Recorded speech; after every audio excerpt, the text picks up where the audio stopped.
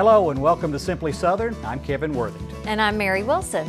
Alabama's legislative session ended in early June, and it was a historic one with record-setting budgets. We'll talk with the Alabama Farmers Federation's Preston Roberts about those budgets and new laws that impact farmers and all Alabamians. Enlisted personnel make up the majority of the military, and they perform every job imaginable. So it just makes sense to give them the credit they deserve. Fortunately, there's a place that does just that. We're visiting the Air Force Enlisted Heritage Hall today on Simply Southern. And I'm Stacy Little. Today in the kitchen, I'm going to show you just how easy it is to make this home-style favorite, fried apples. Y'all stay tuned. There's no denying farming is a tough job.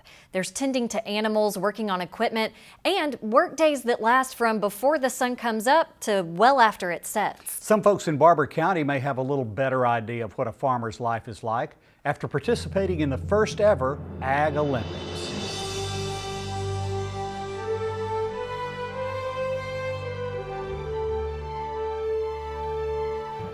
These aren't the world's top athletes.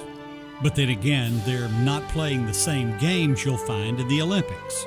It's just a bunch of ag chores and type of things you might do around the farm for normal people to get experience of the farm. Well, let's see.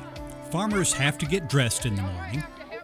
Poultry producers have to gather eggs. Animals have to be fed. Machinery has to be fixed.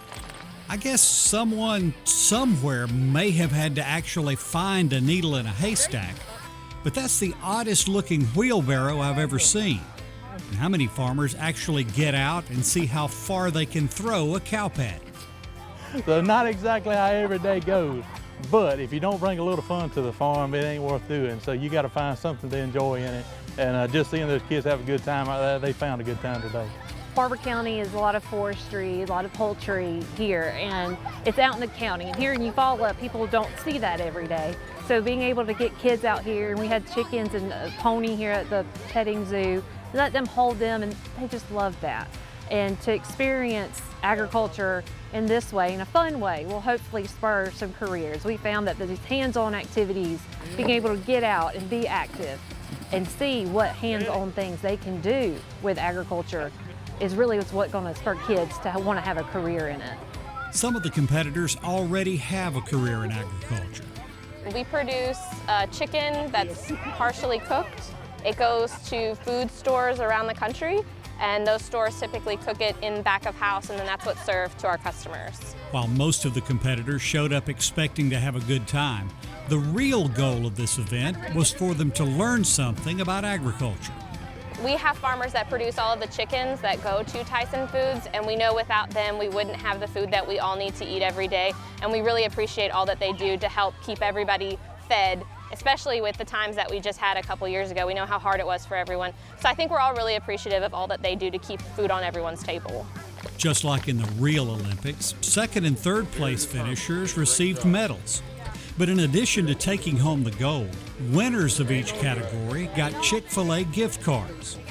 But whether participants got one of the top awards or not, the real prize was building relationships between farmers and their urban neighbors.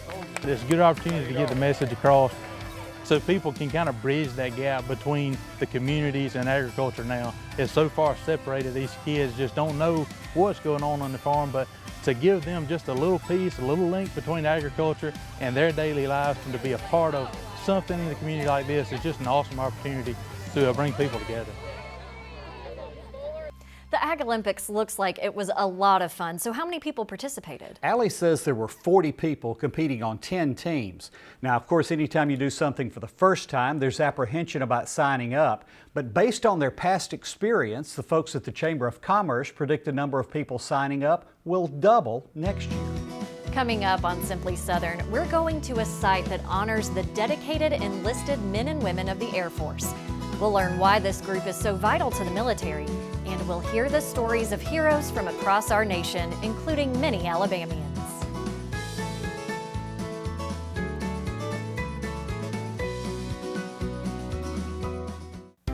Keeping an inventory of items in and around your home will have you prepared for when the unexpected happens. If your home is damaged or destroyed, the list will help you know exactly what needs to be replaced when it's time to file a claim.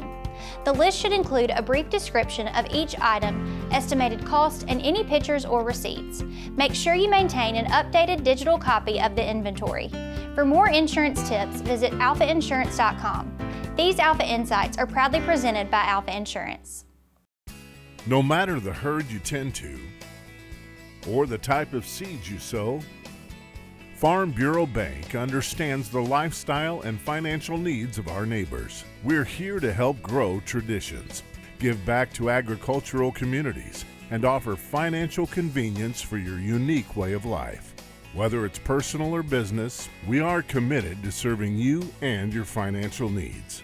Please give us a call and we'll get started today. Support healthy food from local farmers by purchasing a Farming Feeds Alabama license plate. The tag funds education and promotion efforts, including Ag in the Classroom, agricultural scholarships, and youth programs. Get your Ag tag today. A farmer has to live on faith. We do all we can do, but we can only control so much.